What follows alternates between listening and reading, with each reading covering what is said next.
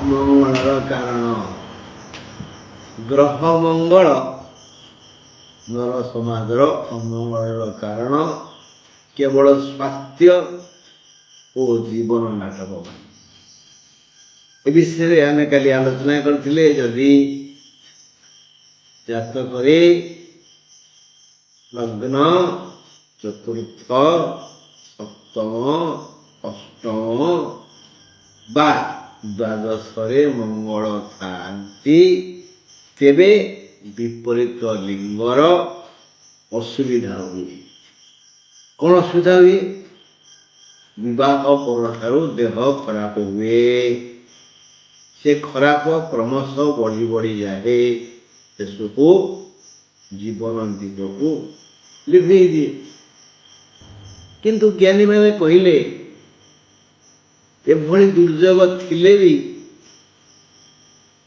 ତାର ପ୍ରତିକାର ଅଛି। କ'ଣ ପ୍ରତିକାର? ଯଦି ମଙ୍ଗଳ ସହ ସେ ଜାତକରେ ଚନ୍ଦ୍ର ଥାନ୍ତି, ମଙ୍ଗଳ ସହ ସେ ଜାତକରେ ବୃହସ୍ପତି ଥାନ୍ତି, ମାନେ ବୃହସ୍ପତି ମଙ୍ଗଳ ଗୋଟେ ଥାନ୍ତି, ବୃହସ୍ପତିଙ୍କ ଦୃଷ୍ଟିରେ ମଙ୍ଗଳ ଥାନ୍ତି, ବୃହସ୍ପତି ମଙ୍ଗଳ ପରସ୍ପରକୁ ଦେଖୁଥାନ୍ତି, ତାହେଲେ ମଙ୍ଗଳ ଦୋଷ କଟିଯାଏ। ମଙ୍ଗଳ ସହ ଚନ୍ଦ୍ର ଥିଲେ ଗୋଟିଏ ଘରେ ଦୋଷ କଟିଯାଏ। ସେ ଜାତକରେ ଯଦି ମଙ୍ଗଳ ସହ ରାହୁ ଥାନ୍ତି, ରାହୁ ଦୋଷ ବି କଟିଯାଏ। ଯଦି ଜାତକରେ ଚତୁର୍ଥ ସପ୍ତମ ଅଷ୍ଟମ ଲଗ୍ନ ନବମ ଦ୍ୱାଦଶ ଘରେ ଶନି ଥାନ୍ତି, ତାହେଲେ ମଙ୍ଗଳ ଦୋଷ କଟିଯାଏ। ଯଦି ଚନ୍ଦ୍ରଙ୍କ ଦ୍ୱିତୀୟରେ ଶୁକ୍ର ଥାନ୍ତି, ତାହେଲେ ମଙ୍ଗଳ ଦୋଷ କଟିଯାଏ। ହେଲେ ବନ୍ଧୁ, ଏକଥା ଜ୍ଞାନୀମାନେ ଆମକୁ ସାନ୍ତ୍ୱନା ଦେବା ପାଇଁ କହିଛନ୍ତି। ଦୋଷ ନା, ଦୋଷଟା କେମିତି ଗୁଣ ହବ? ଯୋଉ ବିଜ୍ଞ ବ୍ୟକ୍ତି ପ୍ରଥମେ ଗବେଷଣା କଲେ ଯେ ମଙ୍ଗଳ ଦୋଷ ହେତୁ ବିପରୀତ ଲିଙ୍ଗର ହାନି ହବ,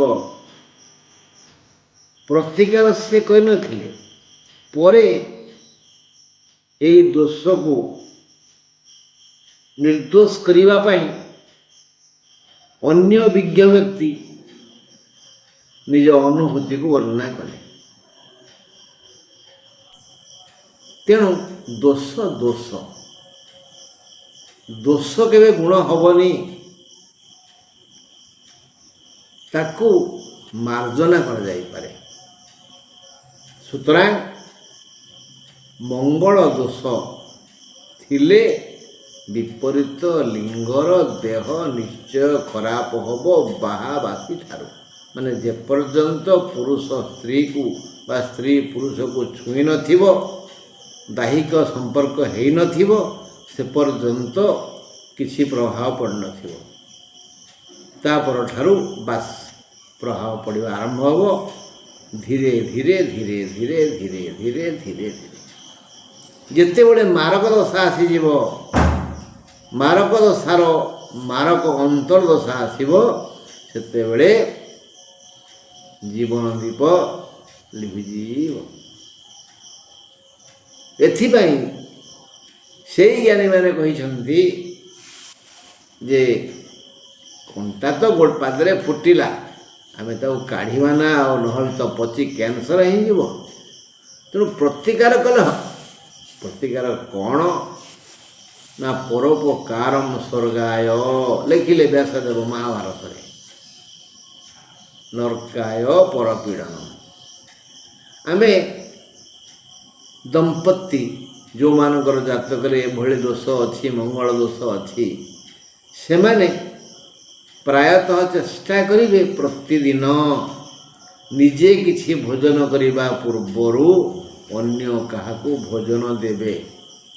ଯଦି ସେମାନେ ଦିନ ଦୁଃଖୀ ହେଇଥିବେ, ମାନେ ଗ୍ରହିତା ଯାହାକୁ ଆମେ ଦେବା, ଏ ଦିନ ଦୁଃଖୀ ହେଇଥିବେ, ଭଲ ନିଷ୍ପତ୍ତି ନେବା। ପ୍ରତିଦିନ ଖୋଲା ହୃଦୟରେ ସ୍ୱଚ୍ଛ ମନରେ दीन दुखी मानक अभावी पड़ोशी को किसी आम दबा कौन दबा खाद्य दबा आउ कि नुह तुमको मुझे देवी 5 टका तुम बीड़ी खाईदेव पैसा मोर पाने पड़ा ना मु पुणी 2 टका आणुची रोजगार करुँची कष्ट ना झाड़ बुहाई ना तुमको कहीं देवी मु खाद्य देवी तुम्हें खाइब दरकार हेल्ले मु खुआईदेवी जदि मु अभावी मो दरिद्र मो जातक मंगल दोष अच्छी कि मो स्त्री जातक मंगल दोष अच्छी मु गोटे गरीब लोक मो पेट पुरुनी मो परिवार मु चलई पारुनी से क्षेत्र तो आमको दबा पड़ो ना कौन दबा केमी दबा क्या दबा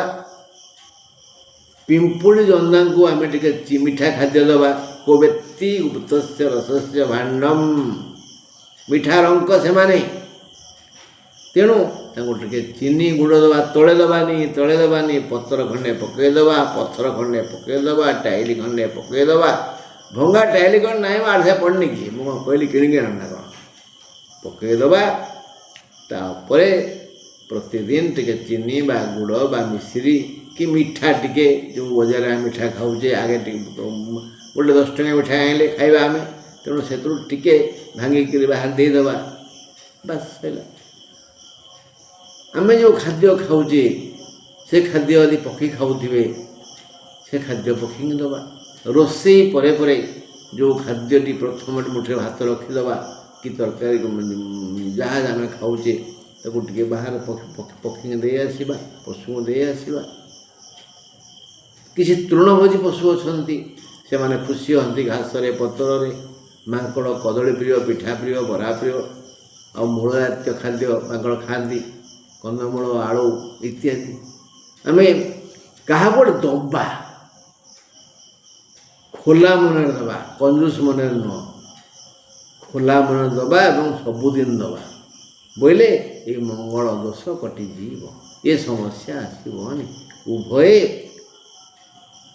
सांग होकर मरवे अर्थात जनकर विरह आउ जन को बाधबनी विपत्ति पुरुष विपत्ति हम हेले से कम दिन पाई बा स्त्री विधवा हम कम दिन पाई जदि ये दबा मनोभाव थी खोला मनरे स्वच्छ मनरे यथा शक्ति प्रतिदिन मंगल दोषी दंपति उभय देवे ताहले मंगल हम हाँ आउ गोटे कथा ये दिहे ये दंपति ये स्वामी स्त्री ये जाया पति परस्पर को भल पाइबे परस्पर भूल खोजबेनी परस्पर को आलिंगन करिवे परस्पर को स्नेह करिवे झगड़ा झाटी हबन जेमती कना झगड़ा झाटी हेले परस्पर दोष खोजा खोजी हेले ये सुजोग नापाई मंगल चाह बस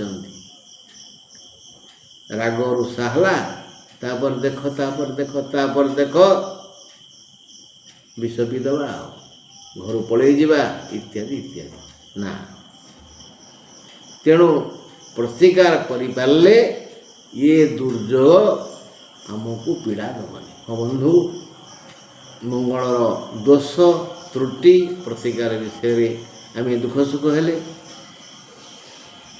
आसंता काली मु आपण आलोचना करने इच्छा करी जे जातक उच्चस्थ ग्रह भल फल दियंती नहीं भारी खुशी हो ज्योतिषा कह दियंती ए तोर मेषर अच्छी रवि तो रजा करदेव कर्कट अच्छी बृहस्पति मकर अच्छी मंगल वृषर अच्छी चंद्र तुलार अच्छी शनि मीनर अच्छी शुक्र कन्यार अच्छी बुध कुंभर अच्छी राहु कुंभर अच्छी पुणी शनि बा मिथुन अच्छी राहु धनुर अच्छी केतु जो ग्रह जो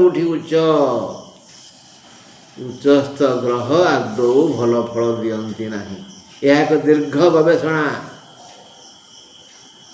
केबे भी खुशी हेबेनी आम जातक ग्रह उच्चर अच्छा ज्योतिष कहते मु रजा बा राणी होजी हाथी मुंड पर बसिक नाचबी नाई नाई नाई नाई नाई नाई नाई बंधु नाई काली आलोचना करवा नमस्कार नमस्कार नमस्कार।